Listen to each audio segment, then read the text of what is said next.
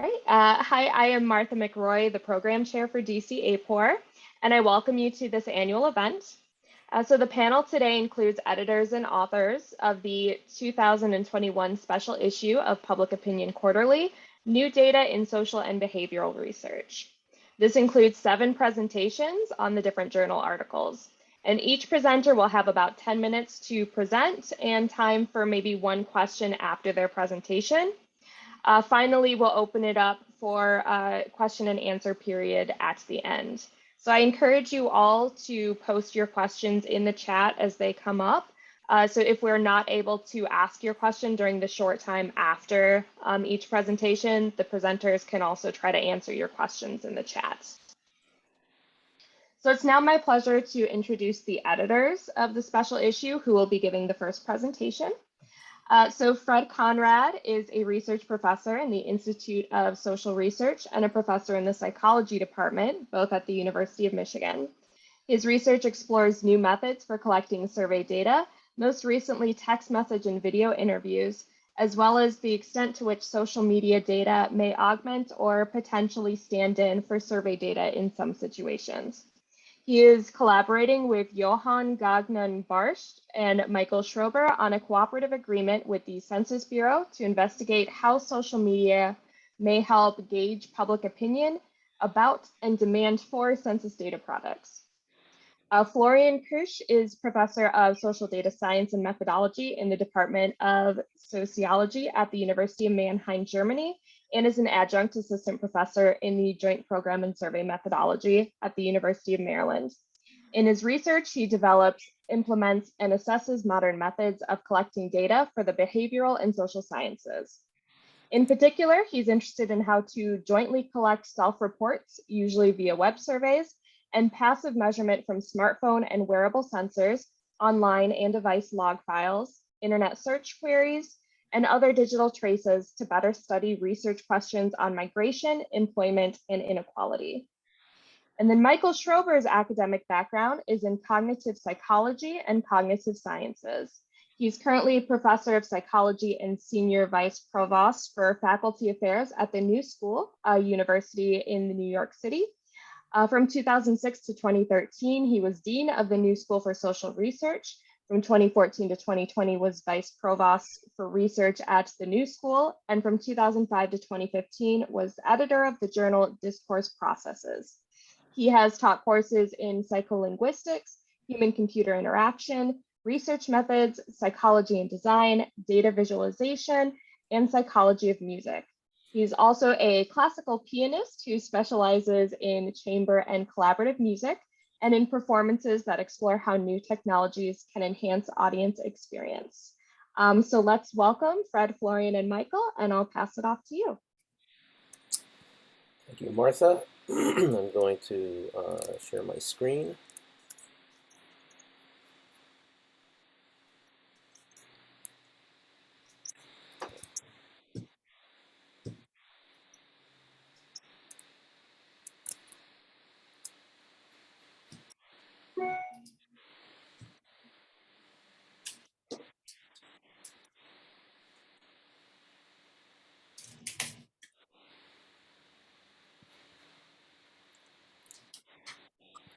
Okay, thanks everyone. Thank you, Martha, and hello everyone. I'm Fred Conrad, one of the editors of the special issue. The other editors, as Martha indicated, are Florian Keusch and Michael Schober. What we want to do is just kind of summarize some of the, or present some of the kind of key observations we wrote about in the introduction to the special issue to just kind of set up the presentations by the authors, which is what you're probably really here to hear. Our starting point is the call by Bob Groves in 2011 for the survey research community to assess the role of organic data in scientifically measuring social phenomena. And what Groves calls organic data, others have called found data or ready-made data. And what these different labels refer to is data that are continuously generated by ongoing everyday processes that are then repurposed but not elicited by social researchers to address substantive issues. Groves contrasted organic data with design data, with survey data being really the best example.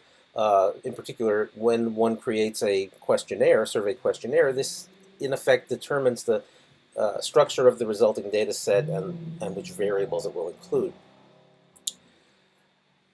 So when these ideas were first introduced by Groves and others 10 or 11 or 12 years ago, the survey research community responded on the one hand with enthusiasm, mostly because of the apparent low cost and apparent speed with which these data would enable research to be carried out, but also with skepticism, mostly because of the uncertain representation in these new data. Since 2011, there has been a proliferation of substantive and methodological research using these new data sources and exploring their potential confluence integration with traditional data, especially survey data. The special issue updates this trend, reporting recent empirical studies with recent empirical studies and new error frameworks for conducting social or behavioral research with non-traditional data, primarily in conjunction with traditional data sources, especially surveys. So most of the papers in the special issue blend or use both survey data and at least one new data source. So there are 8 articles in the special issue. There is an author from 6 of those articles here today to summarize the piece. Just a little bit about the special issue. So the editorial team was highly collaborative. Basically, we all did everything. It wasn't really a division of labor. Because the topic of the special issue was kind of atypical for Public Opinion Quarterly, we solicited contributions from communities whose members are probably not POQ readers. For example, computational social science organizations. Because the kind of research that makes use of these new data sources, particularly in conjunction with survey data, is so interdisciplinary, we engaged 3 reviewers for each submission, each with a different background. So in particular, there's a reviewer with background in data science, a different reviewer with background in the substantive application area, and another reviewer from survey methodology. We also required all the authors of the accepted papers to write at least something about the ethical concerns, for example, the particular aspects of informed consent or privacy that might be created by the particular new data that they are using in their paper, just to make this not an afterthought, but something that really is has received some thought. Some overarching takeaways. These new data sources are not monolithic, so we can't just say they're all big data. For example, the 8 papers involve content from different social media platforms, each of which has its own properties, administrative data, nighttime luminosity, smartphone photos, videos, and geolocation, deliberative discussion. So very broad set of data sources, each with their own characteristics. Another takeaway is that the total survey error framework, in particular the distinction between measurement and representation, helps make sense of the quality of new data sources and the inferences they support at least as much as it does for survey data. So with respect to this distinction between measurement and representation, let me just say, make a few comments about measurement and a few about representation. So with respect to measurement, one of the patterns we saw across the papers is that the new data sources varied in how directly they measured the phenomenon of interest. So for example, at the most the most direct measurement would be illustrated by, and David Rothschild will speak about this, content or television programs being streamed to users' televisions as a measure of news consumption. Now, we can't guarantee that, or it isn't possible to assure that the consumers are actually watching the content when it's streamed, but there's no ambiguity about the fact that this content has been streamed to their devices. So there's a very tight coupling between the data and the phenomenon being studied. A somewhat larger inferential leap is required between the self-reports textual self-reports on various online platforms and the phenomena under study. But in several of the papers in the special issue, the platforms themselves define the topic. So there's a kind of an inherent connection between the posts and the subject matter. So Simitsi et al. Used data from Glassdoor, which is an employment site. So all the posts concern employment. We already know they're about employment. Chen and Tomlin analyzed data from the subreddit or a subreddit on autonomous vehicles. So those posts are already known to be about autonomous vehicles. And Carlson et al. Analyzed posts from a Facebook group on Danish activism. So they're all kind of pre-selected to concern a particular topic. It kind of at the most indirect end of this continuum would be the use of nighttime luminosity, that is how much light is visible from space, to measure religious behavior. So there's no guarantee that when somebody turns on the light, this is saying anything about their religious observance. However, Avital Livni confirmed that the patterns of nighttime luminosity that she observed matched the patterns of self-reported religiosity in sample surveys. So anyway, I think you can see there's a real range of how tightly coupled the data are with the phenomena of interest. With respect to representation, this really is still the elephant in the room. This is just because these data are not designed, we really can't know, at least ahead of time, what population, if any, they might represent. So the authors have all dealt with these issues of representation in different and creative ways. Here are a few of them. So one is to restrict the population to which the generalizations are applied to just the platform, the users of the platform from which the data are extracted, rather than to a larger population, like a national population. So activists on Facebook may be the population to which the findings are applied, or Twitter users, as Stefan and McCabe will talk about.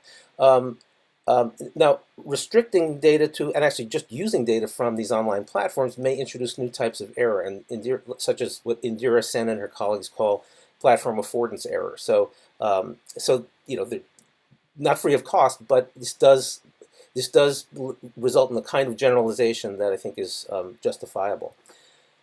Another way of coping with issues of representation is to blend non-representative and representative data. So, Simitsi et al. Combined Glassdoor data, which is not representative, with probability survey data on consumer sentiment.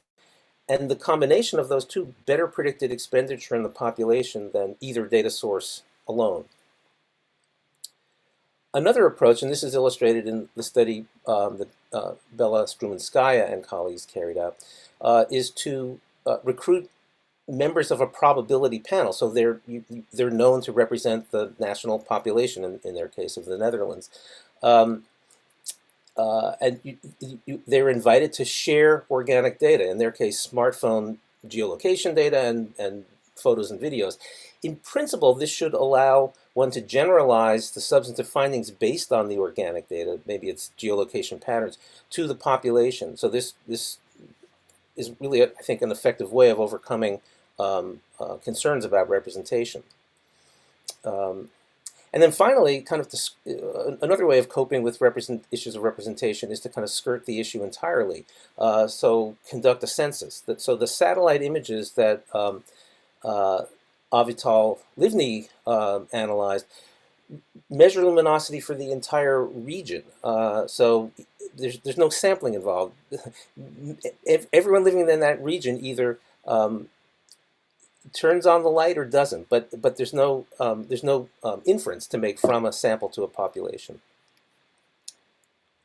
Okay, so one thing this raises is the need for increased vigilance by researchers who will need to be explicit about, for example, the size of the inference between the data and the phenomenon being studied, and also editors and reviewers and readers to insist that researchers demonstrate validity and generalizability of findings. And they do this without stifling innovation. We also recognize that across these different papers, largely because of the interdisciplinary collaborations that produce these papers, there's a need for consensus about the terms and concepts being used, just because we may be using the same term to mean different things across disciplines.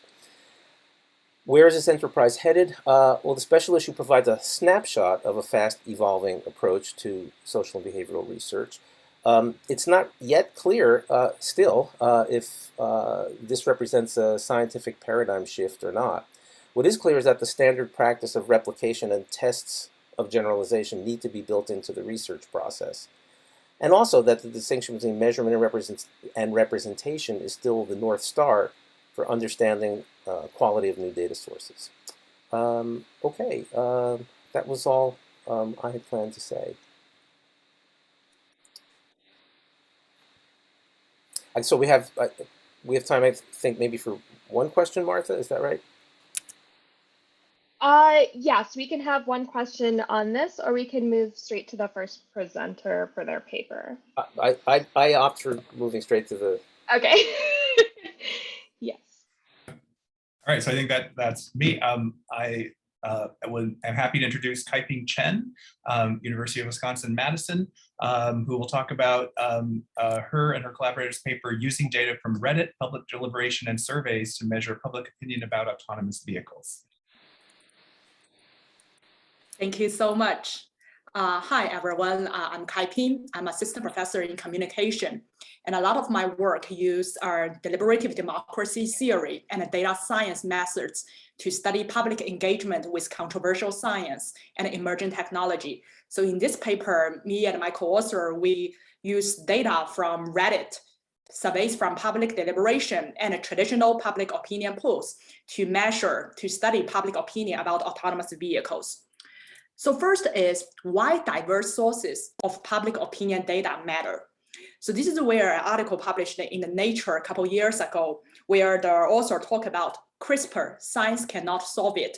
So in this article, the author highlighted that many of the issues we public opinion researchers want to study nowadays, there is no way to capture the full complexity of these issues from a scientific perspective, democratically weighing upon the benefits and the risks of gene editing or artificial intelligence is a political endeavor, not an academic one. So what this kind of article and many of the scientific community kind of call upon is for us to think about what is right, what is the way to develop the right question to ask when it comes to these complex and wicked problems in our society, and how we can capture perspective from different publics for these opinions. So this is where we call for, in the paper front end, we talk about diverse sources really matter nowadays for studying these complex issues. And there is an unsolved task facing public opinion research we highlighted in the paper. So there are many fruitful discussion about the nature of survey data versus social media data. And there are also a lot of effort on data triangulation, but fewer guiding principles on what need to be considered when you really choose a public opinion measurement tool, for instance, traditional surveys or surveys from public deliberation or social media. So we offer a few guiding principles for researchers and other practitioners to think about. And the second is there is also relatively little empirical evidence on to what extent social media data might converge or diverge from surveys. So in the paper, we use an empirical case to look into public opinion on autonomous vehicles from 3 different data sources to demonstrate this idea. So in our analytical framework, thinking about how you choose a public opinion measurement tools, we borrow a lot from the other great scholars, and we particularly looking to push forward to think about 5 elements: data sources and formats, democratic components in terms of representation, motivation, like what Fredrick talked about, and also the dialogical potential of different measurement tool. We also talk about the data analysis difference when you choose a different tool, the practicability of cost to collect data and also the research ethics. So this is just a table we show in the paper where we talk about along these dimensions. And I want to point out a couple of things from this analytical framework. So first, in terms of thinking about the data sources and format, so we particularly, think about kind of three types of sources. One is those conventional polls, traditional polls, which, usually done by the polling company. And then the second type of poll is the polls done in the deliberation events. So it's public opinion based on informed decision. So these are the second type of source. And the third is you collect data from different platforms, social media. Some are more dialogical, while others are more monological, depending on the platform. And then based on this we discuss for each of these data sources, how do we think about representation, motivation, dialogical potential, and other things. So for instance, in terms of dialogical potential, we talk about, if we think about the conventional polls, which is the first column here, they are usually limited space to allow participants to really raise issues not pre-categorized by the researchers. And it's also susceptible to the framing from the researchers and the scientists. And then in terms of the surveys from deliberation events, these are opinions result from a dialogical process, people's discussions, thoughtful discussions, but also a lot of times it's susceptible to framing from researchers because researchers often organize what are the bigger questions to ask in the deliberation. And for social media, we might think about on some platform, it might have the potential to be dialogical, allowing researchers to discover new perspective and to especially track how public opinion evolves over time with low cost. But also we need to be aware that some social media platform, many of them can still involve more monologue or broadcasting than substantive dialogue that takes into other point of view. So these are just some of the we highlight some of the nuances we want to consider when we think about the different sources. It's not about the black white. There are, both the goods and the the cons of each platform. And also we, another thing we point out is about thinking about the nuance in data quality and the data newness. So data quality often more ensured in surveys because the researcher can fully control, what you collected, but you are constrained by what you ask. So this might limit some of the newness of the data. And the social media might allow researchers to discover things they haven't even thought about asking what is the right question in the survey. So it has the potential to provide these new frames. But a lot of times researchers hardly know the sample representativeness and the motivation from those users. So these are just some of the analytical framework we provide to guide people to think about what are some of the pros and cons we need to weigh upon. And then for the empirical evidence, we happen to have data, about public opinion of autonomous vehicle from three sources.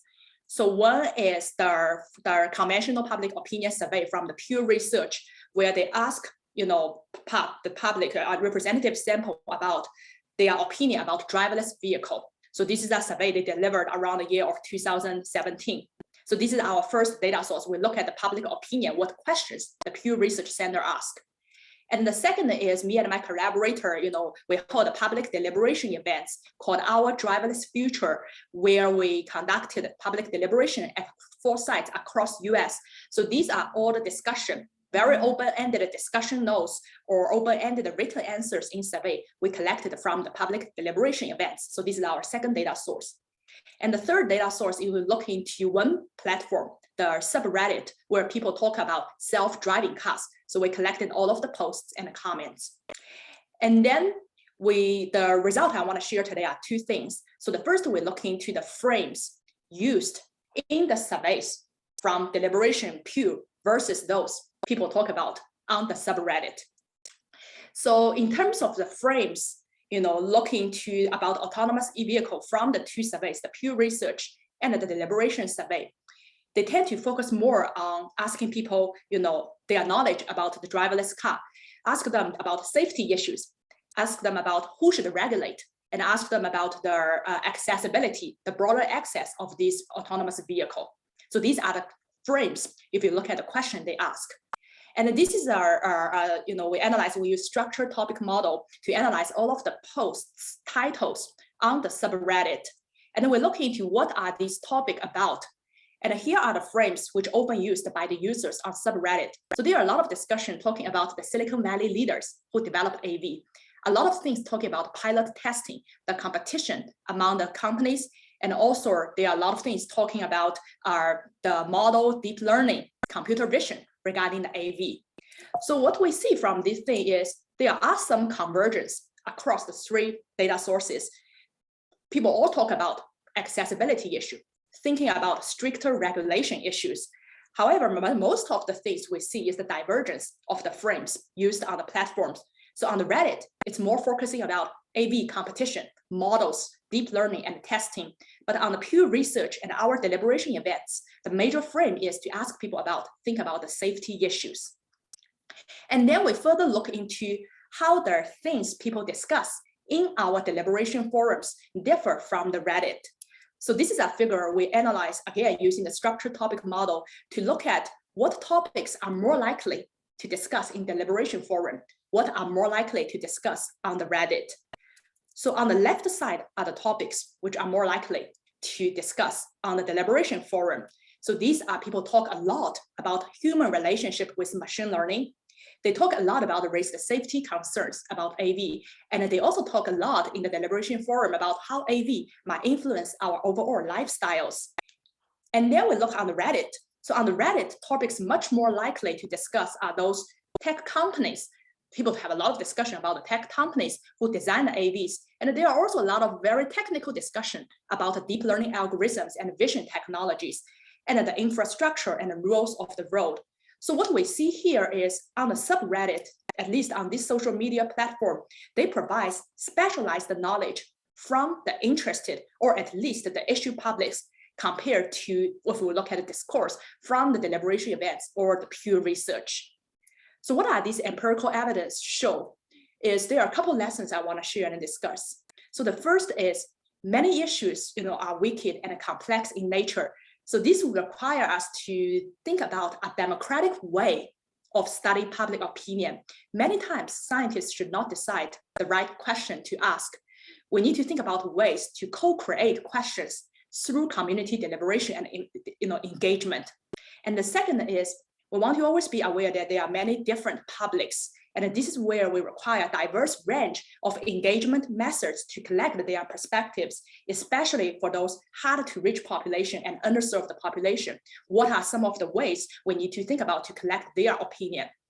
And then we see from the empirical evidence is social media can inform researchers about the missing frames in the surveys, which public, the subpopulation care a lot about the competition or technologies, but which is not really asked in the survey. And it might inform what are the next kind of the survey to do. And also we see social media provides spaces to uncover opinions from subpopulation with specialized knowledge and unique orientations toward an issue, and which some of the authors called the counter-public opinion. And also the general kind of the idea about thinking about which combination of measurement tool to use. It's a balance between the democratic potential and the cost and the control the researcher can have. So these are what I would like to share, and I very much look forward for our discussion. Thank you.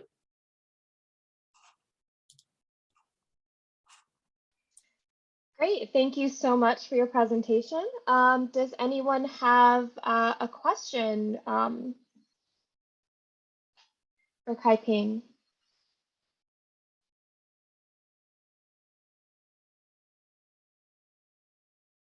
Oh, Nick, yes, please go ahead and ask your question.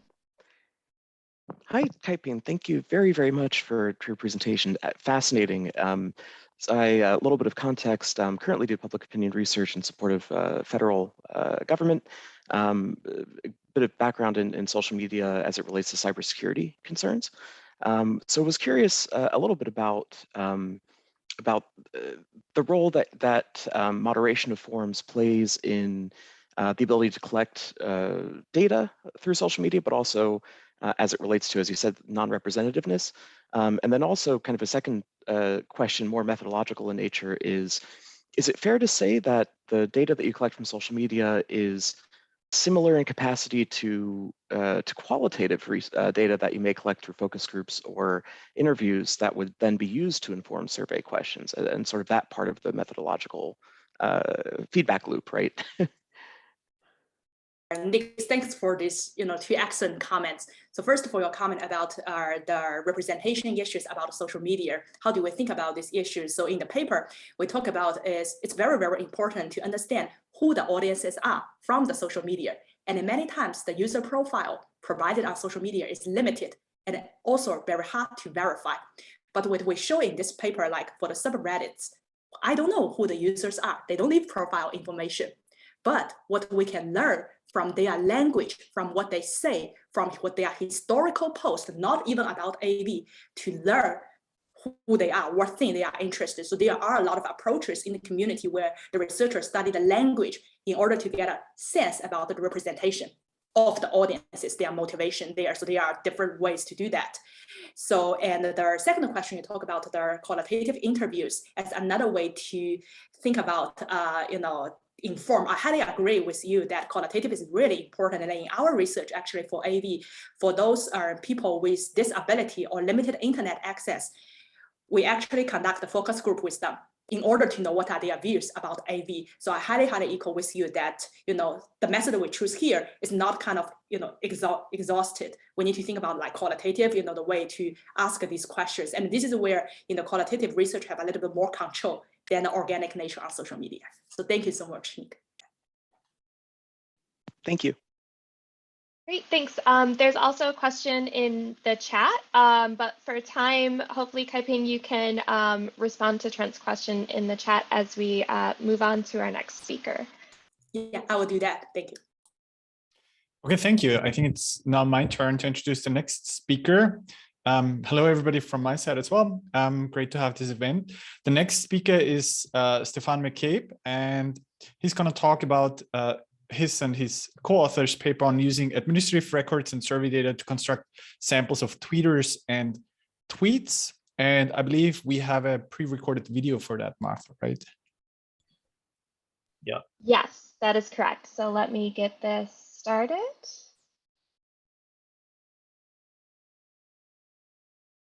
And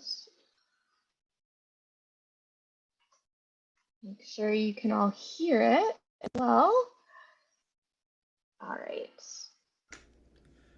Hi, everyone. My name is Stefan McCabe. I'm a PhD candidate at Northeastern University's Network Science Institute, and I'm excited to be at today's webinar to discuss our paper on techniques for constructing samples of Twitter users. This is a collaboration between a Northeastern-based team, myself, my advisor David Lazar, and Will Hobbs at Cornell, and Pew Research Center.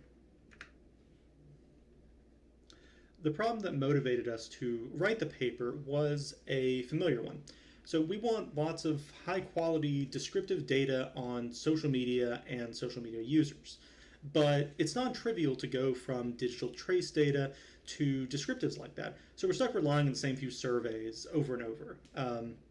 And a related problem here is that researchers have not been incentivized to really produce a lot of descriptive work, though there has been progress on that front in the past few years due to the emergence of new publications like the Journal of Quantitative Description, Digital Media. Survey research is great, and we should do lots of it, and Pew especially does great work on this front, but it's incredibly resource intensive just to produce a figure like this, fielding nearly a decade of surveys in a time of declining response rates. And surveys aren't always what we want. Sometimes we want behavioral data and can't trust self-reports to serve the same purpose. Sometimes we want both. We want big data to do something scalable and affordable, and we want surveys to provide a gold standard comparison. So it's not necessarily an either-or proposition between surveys and digital trace data. So what we're interested here in this work is record linkage. If we have a combination of data on users as well as the digital trace data that they produce, that opens up a lot of new possibilities for research. And there's basically two things that we can do here. We can ask people about themselves and then ask them to volunteer their social media data, or we can attempt to link lots of social media profiles to administrative data directly.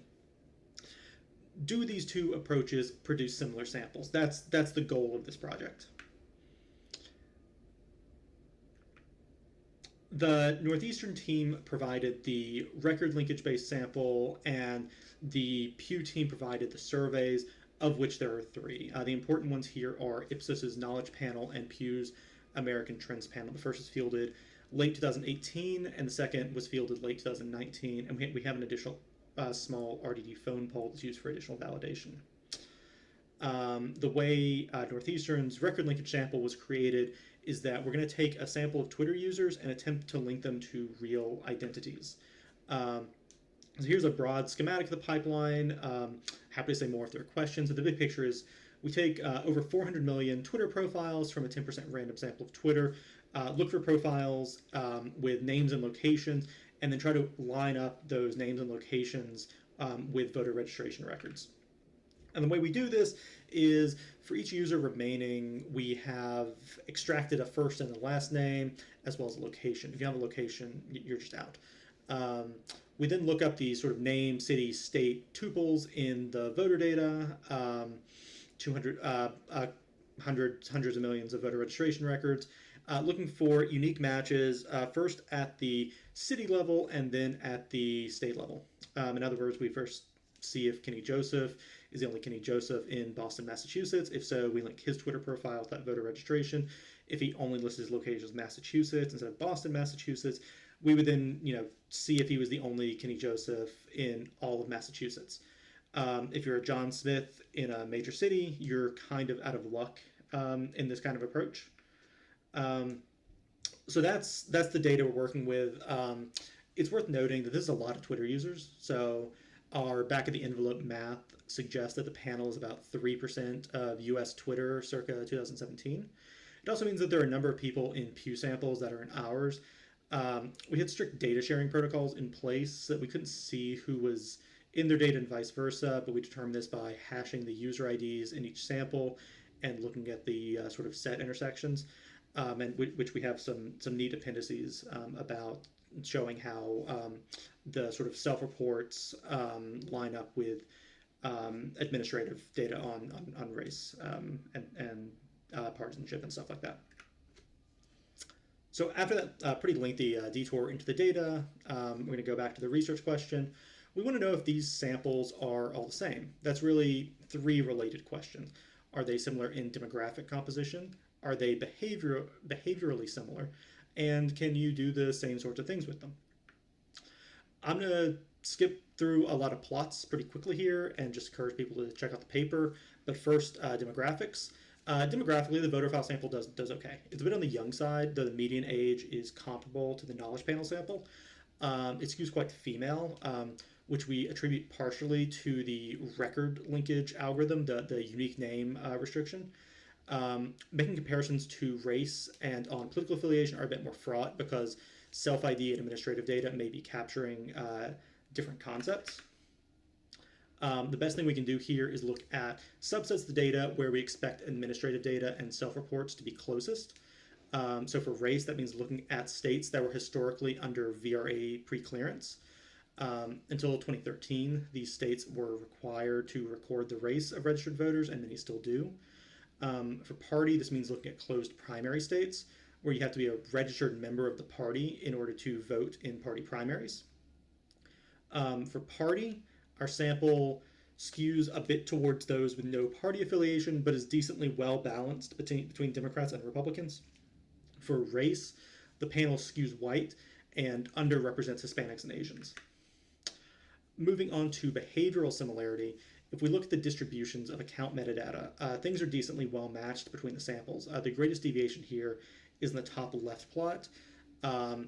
Because we're sampling on a 10% random sample of Twitter when doing the initial panel construction, this means that we are undersampling accounts with fewer than 10 tweets. We can get a feel for political interest by looking at how many accounts. Here, the voter file sample lines up quite well with the knowledge panel sample, but shows much lower political interest than the American Trends panel. Our co-authors at Pew were really interested in the result and thought there may have been some odd things about the ATP sampling procedures, but at least in 2020, we never really solved this riddle. To our final question, are these samples usable in similar applications? For certain analyses, you need to be sure of having a demographically representative sample. And for those, the survey-based samples really do have some advantage here. But I do also want to emphasize what this figure is showing. About 10% of our sample follows AOC, and we see the same number in the knowledge panel sample. These are the same in percentages, but not in N. It's 150 people versus 15,000. And even for the American Trends panel sample, it's less than 500. So if you're interested in subgroup analyses, a large sample like the voter file-based sample is essential. So like I said, quick summary, our panel skews a bit female, a bit young, underrepresented Hispanics and Asians, so it's not perfect. We need a representative sample, but it does a decent job. Samples are behaviorally quite similar. But to the final question, are they usable in similar analyses? The answer is not necessarily. Pew samples do an advantage in representativeness, but the trade-off is a considerably reduced sample size that rules out a lot of interesting subgroup analyses. So I think the webinar description also indicated that we should be discussing what we've been up to since the special issue. For both Pew and Northeastern, the POQ paper was really sort of like an understanding our creations type paper. And we've used what we've learned for it as a foundation for a bunch of other interesting things. So the Pew team has been producing these really nice analyses of how political users are interesting and different from other political people and other Twitter users. The Northeastern team used our panel for a descriptive analysis of who tweeted about COVID and racial justice discourses in 2020.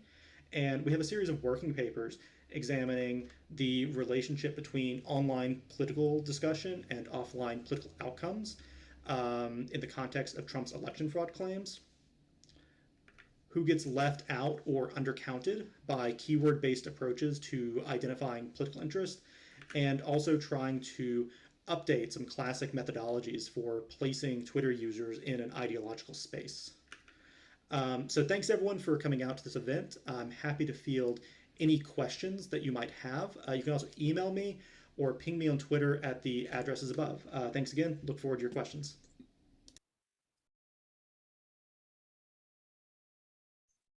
All right, thank you so much. So now we can open it up to a question if anyone has one.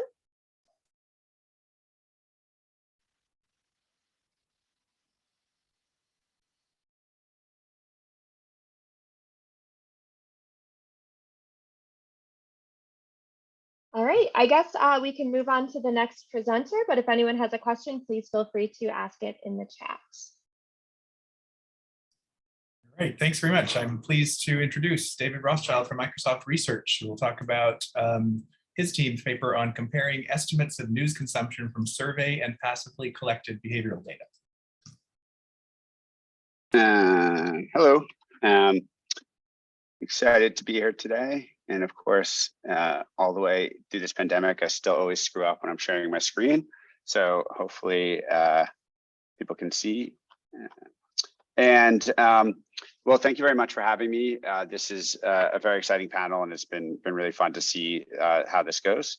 And I want to start off by thanking all my co-authors and the editors. There's a really great process throughout it. And we're talking about comparing estimates of news consumption from surveys and passively collected data. And basically, there's a really interesting motivation came here, which is from this survey, which is similar to many other surveys, in which we were looking at the effects of, or someone was looking at the effects of news consumption on sentiment and knowledge. And you see really big effects of Fox News viewers versus non-Fox News viewers. But something that really struck us while I was just looking at the survey was the fact that half of Republicans are noted as Fox News viewers, and this seemed pretty high. 25% of non-Republicans are noted as Fox News viewers, and this seemed really high. And it looked like a puzzle to take a deeper look in to see what was going on. In an ideal sense, if we really want to understand the effect of news consumption on sentiment and knowledge, we really, we want to really just see what people are consuming all over the place, have a fully holistic view. Of course, that's impossible, and so we use surveys. Surveys are great. They're easy to use. They're pretty cost effective. But of course, there's a bunch of things when it comes to remembering behaviors. There's memory decay, inaccurate estimations is hard. There's social desirability bias, limit data points. You can only ask people so many things. And when it comes to this as well, kind of the unstructured big data, some of it which we talked about here in various ways, kind of found big data. It's pretty noisy, it's unrepresentative, and doesn't really work as well as we had hoped. But what I'm going to talk about today is comparing it to what I'll call a structured passive data. So this is, I'm specifically looking at Nielsen and ComScore with an emphasis on Nielsen here, in which they've used a random representative a method of getting people, but then they've added in, rather than survey questions, they've added in a kind of a passive data collection where they're capturing basically what people are seeing, and they're doing so in a passive way. There's no social desirability bias, recall estimate problems are not there. Of course, there are quite a few problems which I address in the paper, including household problems, exposure versus consumption mentioned in the introduction, etc. Amazing literature, which I'm building off of, which I won't have time to jump into, but I want to acknowledge and is all detailed in the paper. And we're extending the literature in 4 different ways here. We're talking about television in bringing it up to the present, building off of some of Pryor's work, prior work, and also looking at it in a couple of different ways. We are extending into online and social media news consumption, looking at both levels, how people are reporting in surveys versus passive data, but also trends. We're exploring the flexibility of passive data collection. And then also at the end, we're talking about some frameworks for mixing passive and survey data, which is a real passion moving forward. So the survey data here is, I'll talk in a second, sorry, the passive data here. As I said, it's a large nationally representative panels of television and desktop consumption, along with app level consumption on mobile. We're able to compare the individual level aggregate up to some benchmarks, which are pretty well established, so it's pretty good. And the idea of the access to this type of comprehensive data addresses a kind of the chief concern of Barthel et al., which was a kind of a pre-buttal to our working paper, where they note this concern. The survey data, we're working with Gallup and Pew data on some really high profile surveys that they do. These are not kind of random polled surveys. We're not cherry picking here. We're using their kind of main benchmark surveys of media consumption. I'll note that one of the surveys we specifically talk about, Pew's 2016 survey, news across social media platform, has over 1,000 citations as of yesterday, academic citations. So this is a well established survey here. All right, so let's jump into television data. We're using Gallup and Pew. In the Gallup survey, we're looking at similar questions to the Pew survey. They kind of focus on either the kind of what you use most frequently for news or what you've used most recently. And so here's kind of the first result. So just kind of jumping in here, what you'll see is really important on the x-axis. What we're looking at here is using from our passive consumption data, we're saying how many people looked at least 6 minutes, that's one kind of viewing time, at least 6 minutes once in a given month of November 2019. And if you viewed 2, then you've also viewed 1. So these numbers are they consume everyone who's also seen the previous number there as well. And the key finding, of course, to see is that you'll see this blue line up top. Sorry, I don't know why my thing keeps on moving forward. It's very annoying. But you'll see this blue line on top. This is the estimate from Pew in the past week. And you'll see that it's much higher than the total number of people who've seen Fox News once. It's about 3 times higher than it. Similarly, people who claiming to see MSNBC last week is about 2 times higher than anyone who's actually seen it in the previous month. When you turn to turn most often, still more people are claiming they tune to Fox News most often than people who ever watch one 6-minute segment. MSNBC, it's a lot tighter number. We use the same data, we turn it around a little differently. These are the same surveys that we've added in some 2016 surveys. And now we say, okay, how many people have watched this network at least once for 6 minutes or more in any given week? In any given week through 2016 to 2020. So you'll see the number it floats a little above 10%. For Fox News, it's floating somewhere in the 5 or 6%. For MSNBC, for people who just view at least a little bit in any given week. Again, the turn to in the last week is much higher. And one thing I will focus on, though, is on the MSNBC. Again, you're seeing something that's a little more realistic. So we're seeing a lot of social desirability, a lot of error here on the Fox News, still in the past week. But maybe this question of turn to most often is actually a little tighter. If we take a deeper dive into it, most frequent news source, you'll see in this top row, these Fox News numbers are pretty high compared to the passive data. MSNBC numbers, though, they're realistic. Unfortunately, we don't actually have partisanship data in our passive data collection. But again, 7% of Democrats saying they turn to MSNBC most frequently is not ridiculous. 34% of Fox News viewers, Republicans saying Fox News, that is a bit higher than what the data possibly can bear. Let me turn back to the motivation for 1 second, again, to say, what makes this question so important is that we know that people are crazy over reporting their Fox News consumption here. But we also see that there's a big difference between non-Fox News viewing Republicans and Fox News viewing Republicans on key questions. And so can we still learn something from it? Well, it's tricky because there's two possible explanations. One is that there's an unobserved thing that changes everyone's understanding of the world if you're a Republican. And that unobserved thing means that the impact of Fox isn't as big as it looks here. It's actually much smaller. It's the unobserved thing that's affecting all of the people, both actual Fox News viewer Republicans and other Republicans who claim to watch Fox News but don't. Or it's that Fox News viewing actually has this massive effect, but all these people who are claiming to watch Fox News who don't have that effect. And so this number is actually much smaller than the true impact. So it's actually impossible to say from this data if whether the impact is bigger or smaller than what we're seeing here. How's this working online? Pull some Gallup and Pew data. In the paper, we talk about the assumptions. We try to downwardly bias all of our assumptions to ensure that we are making this survey data and passive data as close as possible. And what you'll see again is numbers that are very high. So you have 41, 45% of people claiming that they're reading links coming from social media, when in reality, in a given month, maybe that number plausibly look at one link, not sometimes or more, not a fair amount. And if you look at a number like 3 or 4 or 5 just links in a given month, or days where they look at a link in a given month, your numbers are incredibly lower, much lower.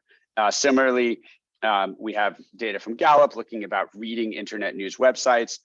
This is always a stark reminder. Less than 50% of Americans read a single news website in a given month.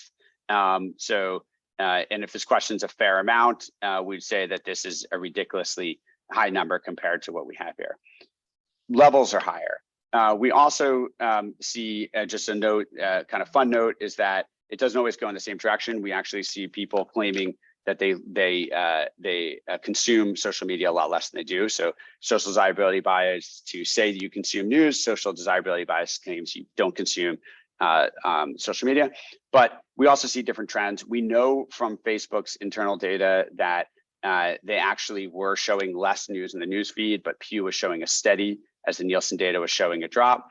And similarly, we see YouTube, conditional on consuming YouTube, showing this increase over a time where we know is pretty steady. And I want to end on this to say that, there's different interpretations, and it's important to note here that some things are technically correct, but that doesn't kind of solve the problem. Here, Pew announces that about 2/3 of Americans get news on social media, which is technically true if you include hardly ever as getting news. And it's technically true, but you could just have easily said that less than half of people get news on social media ever or hardly ever. And importantly, as you play telephone, as academics and other people read the headlines but don't read the fine print, this kind of snowballs into a view of news consumption off of social media that just isn't true. And Stephen had mentioned that we're supposed to talk about the future too, and I hadn't thought about this, but it ties in really nicely. We are also wanted to end on this question of the framework for mixing passive and survey data.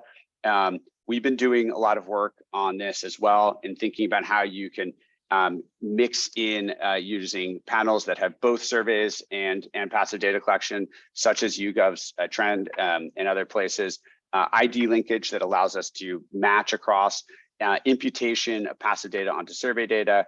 And all these things are really ways in which we can actually tackle that question, the impact of Fox News on people's sentiment and information effectively. And I'll end with saying we have a paper that came out just yesterday in Science Advances, in which we're looking at partisan segregation, utilizing the Nielsen data, and then eventually kind of working in to try to tie in sentiment and the effects of these, but building off of the passive data has proven a lot of really interesting and lively discussions as that paper's come out. And with that, I'll thank you and take questions if we have time.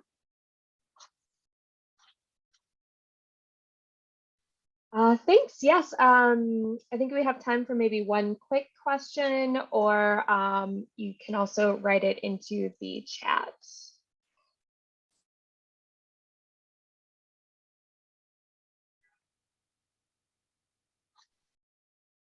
Okay, let's then move on. Well, anyone that has questions, please feel free to write them into the chat, and then we can have the next presenter. Okay, great. Thank you. Our next speaker is Avital Livni, who is an assistant professor of political science at the University of Illinois at Urbana-Champaign. Her talk is entitled, Can Religiosity Be Sensed with Satellite Data? An Assessment of Luminosity During Ramadan in Turkey. Avital. Almost forgot to unmute myself. You guys seeing that okay? Yes, okay, perfect. Yeah, just like David said, I don't know how long we've been at this, and yet somehow we're still figuring it out. Great, well, I'm really excited to be here with you all today to talk a little bit about this wacky paper that I wrote that Fred helped edit down into something a little less wacky, which I very much appreciate. So the project is really based on the fact that I study identity politics, a lot of interest across the social sciences in religiosity, both as an input and an output. So that's all good, but and we typically have been measuring religiosity using self-reported beliefs and practices in representative survey data.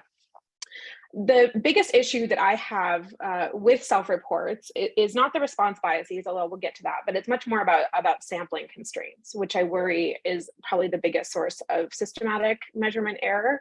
So some places do not allow questions about religiosity to be asked in the country. Some places cannot be surveyed safely by enumerators. And I think that both of those, the things that predict that safety and that inability to ask the questions are probably things that we think are related to religiosity in important ways. And so could be producing some systematic bias that impact how we think religiosity matters in politics and other social processes. The other piece of the puzzle with religiosity is that if we rely on surveys, they're not typically representative of small subnational units. Our theories are getting more local about religion, and yet our data are not really at that level. If we're interested in how certain events impact religiosity over time, we're not getting good representation from year to year, or even across smaller temporal units. Okay, so that's kind of an issue of representation, as Fred mentioned earlier. But yeah, let's get to response biases. So there are known response biases with self-reported religiosity, and Fink and Bader say that that's because we really should prefer measures that are unobtrusive, right? That don't elicit those kinds of response biases. And I think, again, those response biases are most likely in places where religion is most sensitive, where maybe we're the most interested in studying it. So how are we going to maybe step away from survey data from self-reported beliefs? So my proposal here is using remote sensing, which is really anything that's at a distance trying to kind of capture people's behavior unobtrusively. And in this case, I'm going to try to do that to capture religious behavior. So there's a lot of pros about using remote sensing data, given especially the new satellite that's been up encircling us since 2011. We've got really great resolution and global coverage, so we don't have to worry about sampling constraints, and we can do that small subnational unit will be covered by the satellite, so that's terrific. Now, there are some drawbacks. You know, a lot of post-processing has to happen with these images to make them usable. And I actually noticed that I'm the only member of this special issue that has a solo authored paper. So I can tell you, I did all this post-processing, and I won't use a bad word, but it is a lot. It's a lot of work to get this to work right. And then, of course, beyond that, I'm also the one who's trying to measure something from the sky. We have to think about the validity of what we're measuring, whether it's actually capturing what we think it does. And of course, there is no consent buy-in to satellite imaging. I mean, literally, we're being captured as I'm giving this talk right now, and we did not sign up for that. So these are all things that I want us to be really mindful of as we go through the rest of the talk this morning. Okay, so let's talk about how we might measure religious behavior through remote sensing. The hypothesis that I put forward in the paper is that in Muslim communities, changes in the intensity of nightlights during the holy month of Ramadan could reflect how much religious observance is happening on the ground. And the change can go in one or both directions. So if we see more lights during Ramadan, the idea there is that observant Muslims have been fasting during the day. They can only eat and drink at nighttime, and therefore they are awake later eating and drinking than they would be otherwise. So therefore, on a typical day, they would be asleep at a certain hour, but in Ramadan, they're awake later. So we're seeing more lights at that later hour. There's also the potential for a decrease in night lights. In Muslim communities where there is a secular nightlife, often that secular nightlife, going to clubs and bars, will be displaced during Ramadan. So either the bars and clubs will close during the month, or people will just feel that they should not go at that time. So even though they are typically secular, they will still choose to not go. And so what we're seeing then is a displacement of secular activity. So there's a reduction of lights, showing more secularity, as it would be. So there's a lot of challenges to sort of testing this hypothesis. So first, in a lot of Muslim countries, there is what I have been calling day-night inversion, where the days become the nights, everyone sleeps through the day, and then everyone's up and partying at night, whether or not they fasted. So to test this, we have to find locations, Muslim communities, where there isn't day-night inversion, where people who have work the next day, so they'd be in bed unless they absolutely have to be up later eating and drinking. For the hypothesis to work in both directions, we do need some secular activity outside of Ramadan. Not all Muslim communities allow for that kind of secular activity that would be displaced during Ramadan. So we need to be wary of public religious celebrations. I do my research in Turkey, as you'll see in a second, and localities, a lot of municipalities will host kind of Ramadan festivals right around fast breaking. And so we don't want to have public these public celebrations. We only want to have private behaviors. We want to kind of push deeper into what I'm going to call the dead of night to make sure that we're only picking up that private behavior.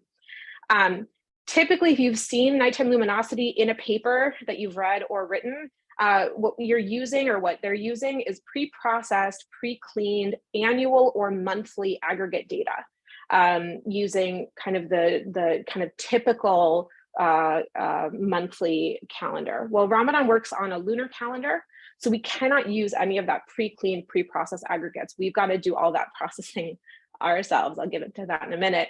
And of course, to make sure that what we're measuring, what we think we are, that question about measurement, we need high quality existing data to establish convergent validity. So is this really measuring what we think it is? For all those reasons, I'm going to suggest that we're going to focus on Turkey. This is also, it's a place I love and miss very much. Haven't been able to go in a few years. So there's no day-night inversion. People work as normal during Ramadan. So there's, again, that pressure to go to bed as early as you can. So you'll only get people staying up if they feel that they must in order to consume enough food and water for the next day. There's plenty of secular activity outside of Ramadan, which is displaced during Ramadan. Okay, so we'll see both directions potentially. There is high quality survey data. This monthly barometer that's run by the Konda Research and Consultancy Group. And if you're not so keen on, you have some concerns about the survey data, there's also electoral returns that we can use to validate. So measuring voting for the Islamic Party, the AKP, the ruling government party. party. And there's lots of administrative units. So this is a map showing you one of the survey-based measures of religiosity, which is people saying that they're devout. You can see not a ton of coverage on the survey data, but if we go now to the electoral returns, what we're seeing now is full coverage. And so we've got both of those data sources to use as to establish convergent validity. Okay, so my goal in doing all of this pre-processing was to come up with a method that is relatively lower in cost to replicate. I'm a big believer in kind of the democracy of data science, and I'd like as many people to do this as possible. And so I want to say that this has more noise in it than I think we might ideally want. And so we should imagine that everything I'm showing you here is a lower bound assessment of validity. Okay, so how do we process this? This is every satellite that passed over Turkey between 2012 and 2019. What is typically done to measure luminosity is that you take a sum of all of the pixels that are illuminated. So it's called sum of lights within districts, of which in Turkey there are 973.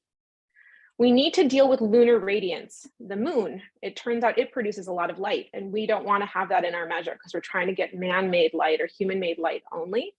And so what we're going to do is we're going to limit it to nights with relatively little lunar radiance. So this is less than 12% lunar illumination, which is the first and last 5 nights of every lunar month. The lunar month is when the moon goes from being full to being new. So we're going to do that. We're going to avoid these public celebrations by focusing only on the dead of night. So that's between 11 p.m. and 2 a.m. We're going to deal with any stray light, which produces flashes, which is actually the easiest thing to do. Lots of outliers that are easily detected. We throw those out and we impute the missing data. And then the tougher thing is cloud coverage. Cloudy nights, the satellites don't pick up any light or very little light. And so the thing that we do is, that I do is I cut off the lower end tail of the distribution.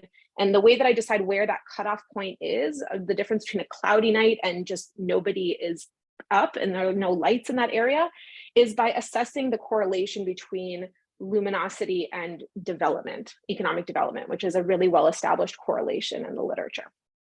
So that is all of the pre-processing that's done. And then once that's done, what I do is I calculate the change in Ramadan, those last and first 5 nights of Ramadan, versus the same 5 nights plus or minus on the lunar month that immediately preceded Ramadan. All right, so we're trying to get the closest possible comparison. So Ramadan versus the month before. So what we see here is that overall, on average, an increase in lights during Ramadan across districts in Turkey that is larger than any other pair of months. So I went through and did a placebo test that I can talk about a little bit later. Any other pair of months do not see this amount of increase in light from month to month. But we do see a decline in luminosity in 30% of districts, roughly 30% of districts. So there is maybe indication of both that displacement as well as that higher level of lights. The patterns within Turkey seem to follow what we would expect. So we're seeing the largest increases, again, that's a sign of more religiosity in what are typically called the peripheral regions of Turkey, the more religious and conservative regions, whereas we're seeing the smallest increases or sometimes even a decrease in lights in what's called the center or the western portion of Turkey, which are considered more secular. But let's get into all that convergent validity, and I do that on 3 different levels. So first, individuals using that survey data. So lots of different measures of religious beliefs and practices, from the Konda barometer, number of days fasted is asked after every Ramadan, but also whether people cover their head, women cover their heads, whether they identify as devout. We also have self-reported support for the Islamic AKP party. Lots of controls that can be thrown in there, not just at the individual level, but also at the district level, which is nice because, of course, this measure of Ramadan luminosity is at the district level. And for that reason, I'm going to cluster those standard errors at that level and throw in some survey fixed effects in case 1 or 2 surveys was done at a time that we sort of are, there's an election going on or something to control for that. And so I was really focused on convergent validity. Fred also encouraged me to think about improved model fit, which I thought was a great additional metric. How much better can we predict religiosity when we include the Ramadan metric? And the point is, yes, always. These are strong, significant, substantive coefficients at the individual level and improvement of fit at a statistically significant level for all models. So across individuals, this works well. I also took it up to matching districts to districts, something that increasingly political scientists are doing just to make sure we're comparing apples to apples. And what's nice here is the AKP support. We've gone from self-reported to actual vote share for the AKP. So another sort of metric here, and in all cases, finding that convergent validity. Also across, am I running out of time? Sorry, yes, we're out of time. So if you want to give a quick conclusion part. Great, well, so I won't say anything else other than read the paper for lots more analysis. I did not talk about what I'm doing next, but if you're interested in how to measure identity in surveys, I'm wrapping up an NSF project on that, more on that on my website. So sorry for taking up so much time. It's no problem, thank you.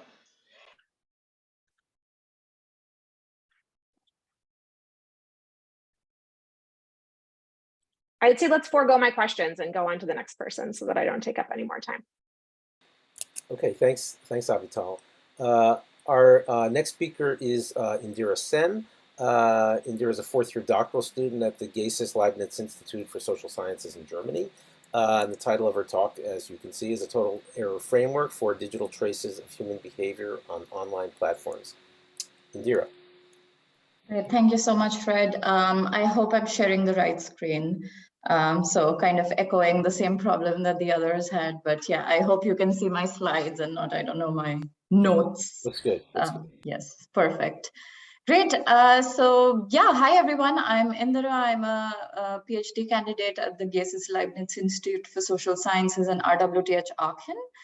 And today I'd like to talk to you about our work, which is, I think, slightly different from the other research that was, other super interesting research that was discussed today, because it's not exactly empirical in nature, but more of looking at digital trace data and how to make sense of it, and what could be the pitfalls associated with some of it.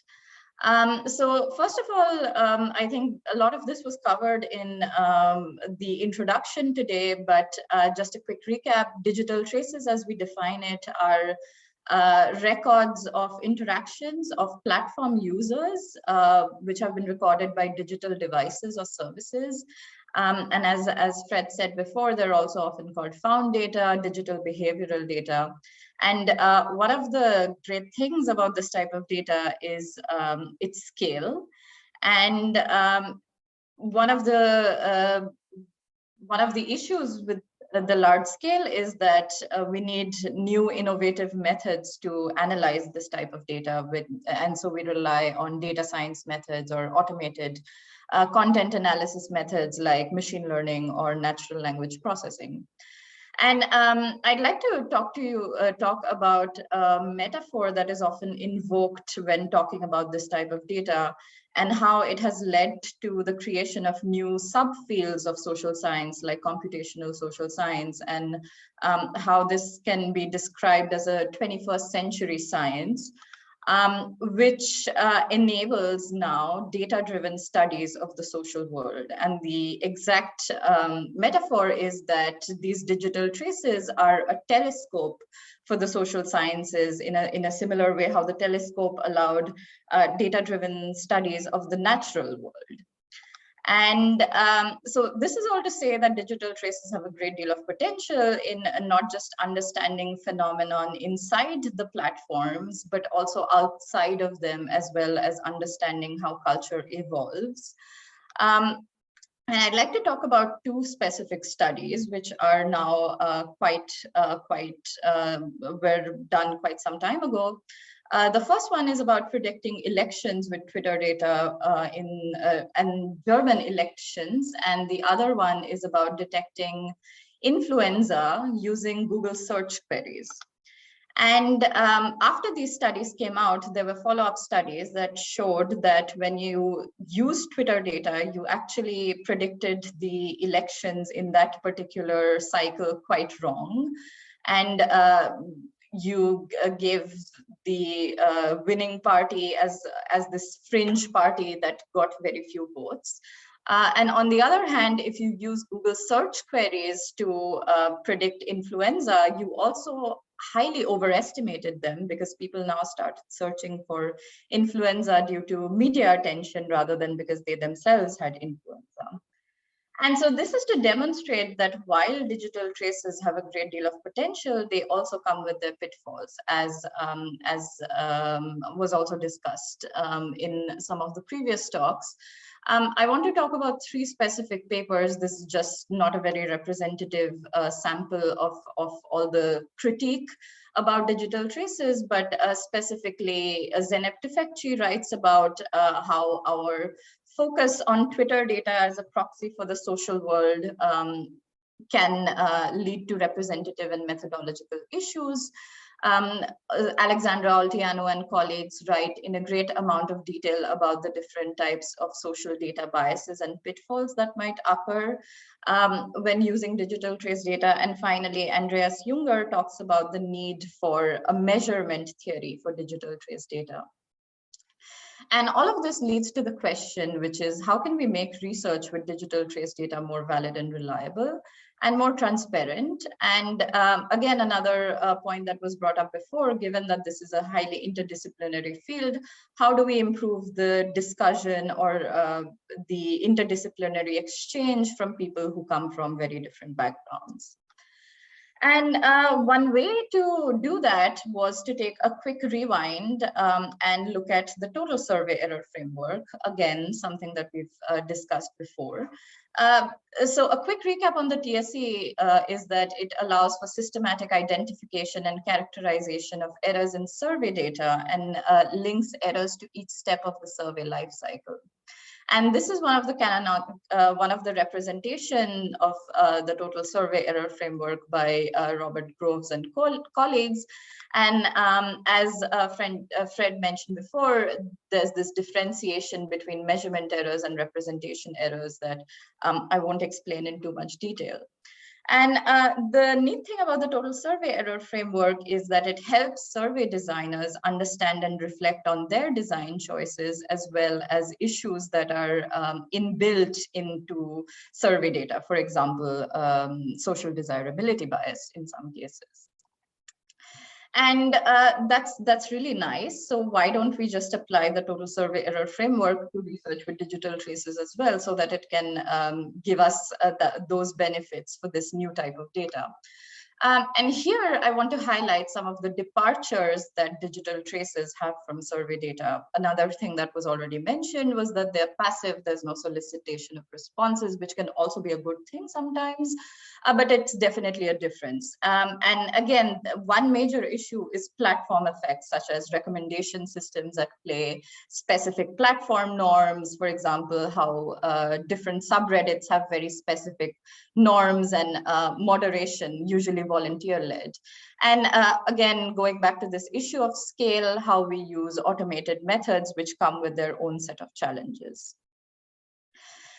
And to deal with these specific idiosyncrasies and departures, with my colleagues, I conceptualized the total error framework for digital traces of human behavior, which is inspired by the total survey error framework and also makes a differentiation between measurement errors and representation errors. So of course, I don't have time to go over all of the errors in the framework, so I encourage you to check out the paper, but I'll just talk about a few of them. One of which is platform selection. So Twitter studies, again, very popular because of the easy data access. And this is a recent tweet that I made some time ago. And this red part is highlighted because I had too many characters and I was out of the 280 character limit. And you might think that this is quite innocuous, but researchers found that when Twitter did a switch from something that was even more restrictive before, 140 to 280, that actually changed behavior. And this character limit actually makes people write short, terse tweets. And so these effects distort how people express their opinions or their attitudes, and in turn affects how we measure them. So this is what we describe as a platform affordance error, which is not something that you see so much in survey data, and something that we need to think about when we use digital trace data, especially Twitter data. Another issue is data preprocessing, and I think this is something that Stefan touched upon in his talk, but he used a different type of method to infer Twitter users' demographics. But in survey data, we often have this demographic data, which we don't in platform data. And that's not great, because let's say I want to know what is the kind of prevalence of opinion among different demographics. And another way to automatically infer demographics is through facial recognition and then gender classification. But this paper by Joy Bulamwini and Timnit Gebru showed that these types of automated methods have disparities in accuracy, and they tend to have a very low accuracy rate for people of color, especially. And so these methods are error prone, and especially for certain demographics, and that's a representation error because of how we're representing our user sample, and this is what we call a user augmentation error.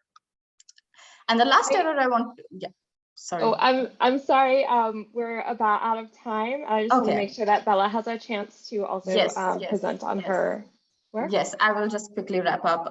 Okay, so I'll just skip the last error in that case. And so yeah, this is the total error framework. Since then, we've used it to look at some specific studies related to understanding political approval on Twitter, as well as sexism, as well as more concrete ways of documenting errors. And I want to end by saying that error frameworks can help us critically assess the limitations, implications, and consequences of what is available to us and our design choices, and help us calibrate the telescope that I mentioned before using social science theories, traditions, and existing research on this. Thanks a lot for listening. I'm happy to stop now, or take a question or. Yes, if anyone has questions, please put them in the chat. But let's then allow Bella to have her time to present as well. Trying to be mindful of time. Thank you all. Yes, thank you. So our final speaker is Bella Strongmanskaya. Bella is an assistant professor of methods and statistics at Utrecht University and affiliated researcher at Statistics Netherlands. Her talk, as you can see, is called Sharing Data Collected with Smartphone Sensors: Willingness, Participation, and Non-Participation Bias. Bella. Hi, everyone. Thank you, Fred, for the introduction. I'll be quick, I hope. So just to acknowledge my co-authors and also other people, including Fred, who have inspired, and Fred has helped a lot with tidying up the paper. So, well, I'll skip the motivation. There are a lot of sensors in the smartphones. You know that. Researchers want to use them, but there are problems. And we've heard from Indira about the adaptation of the total survey error framework. So here is it flipped on its side. So basically, this is what I call designed big data. If we start with a population register or a sampling frame, we draw a sample, recruit some respondents, then some of them don't have devices, so they're not covered. Some of them don't want to respond, so they become non-respondents. And ultimately, some people participate, but others do not participate in this studies, which ask them to share sensor and app data. And then hopefully we end up with this sensor data. So you see that like the benefit of using such an approach to start with the population register or a sampling frame, draw a sample and so forth, is because we can look into this different types of errors. And today my talk and the paper focuses on this non-participation or non-consent error.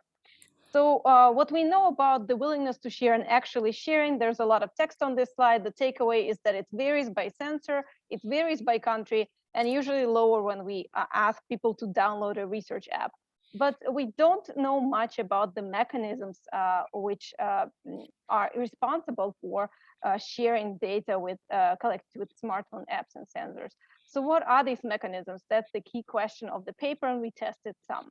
Just to provide a context for this paper, so this is the one of the string of papers that have been published in POQ, and where we looked into willingness to share in panels or in cross-sectional studies. So in this paper, we look into willingness to share and actually sharing behavior in a cross-section from the Netherlands, which is recruited by Statistics Netherlands, piggybacking on one of their surveys. So the respondents were from the population registry. They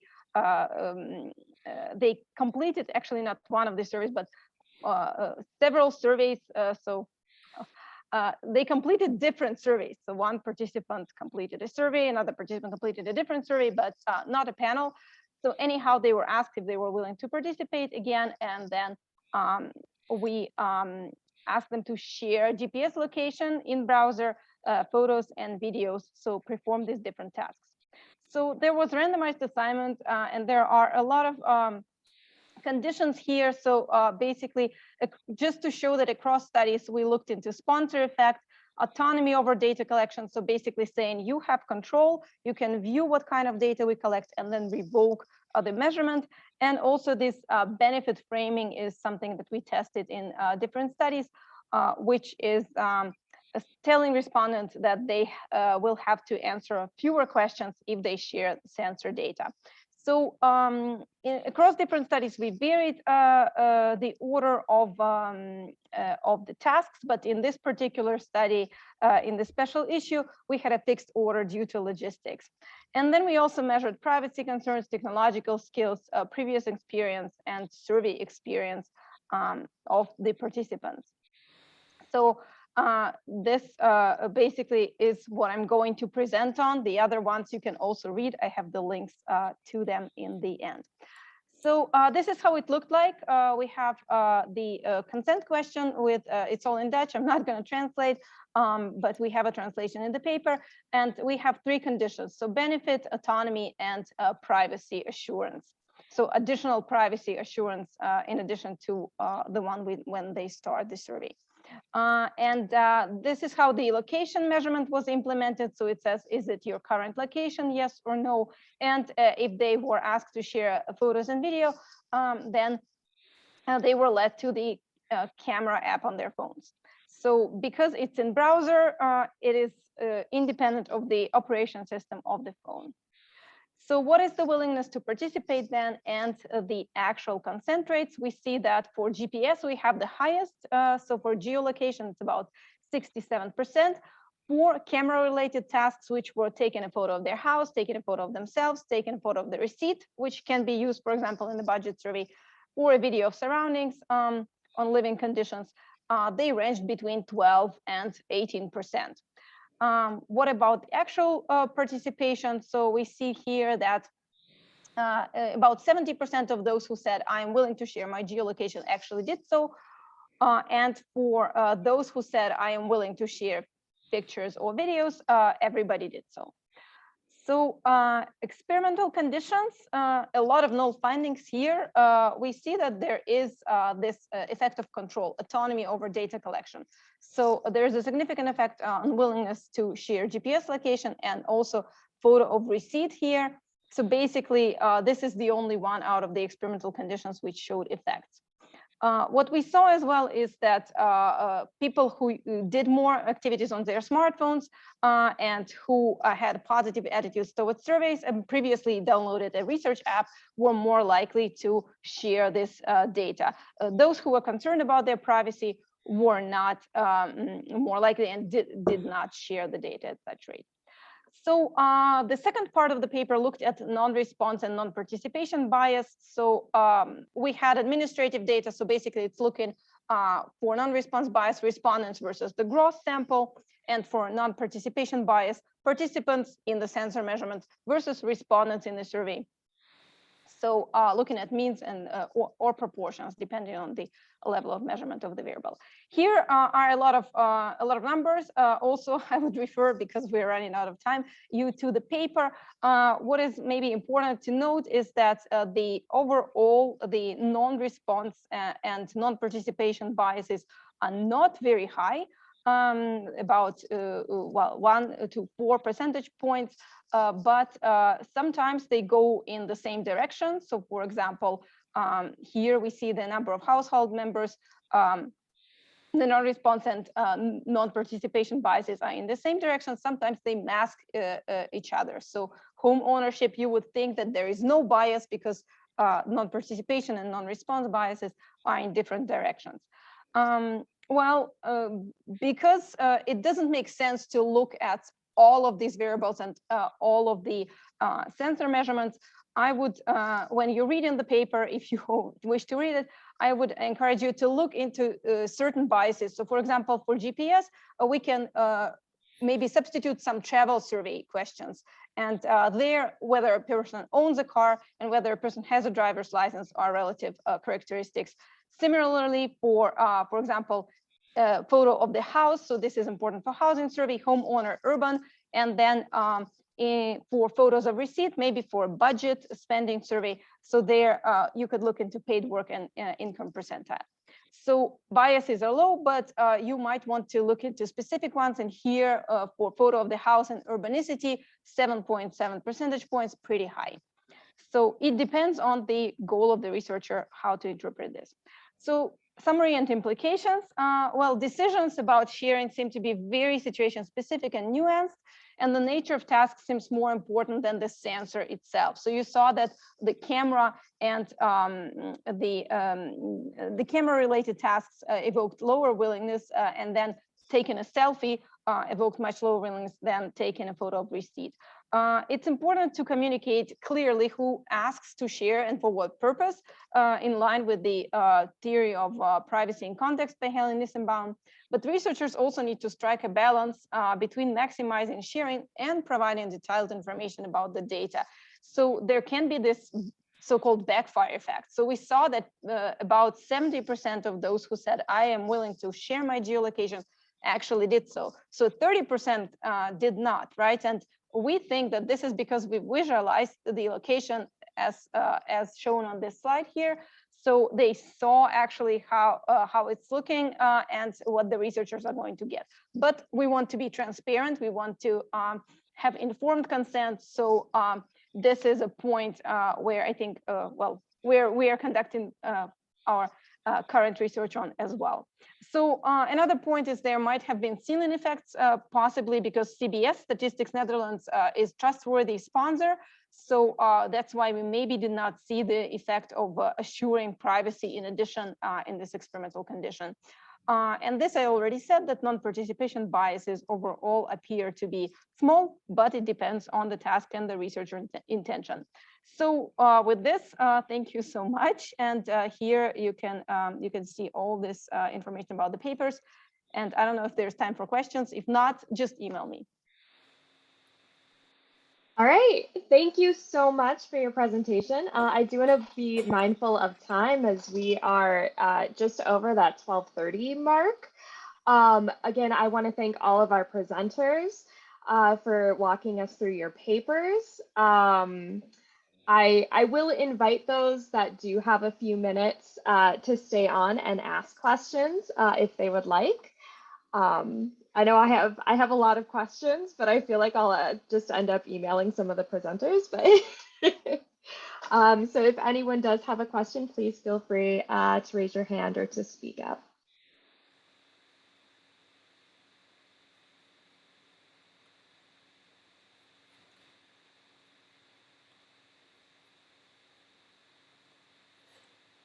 I've a quick question for Stefan.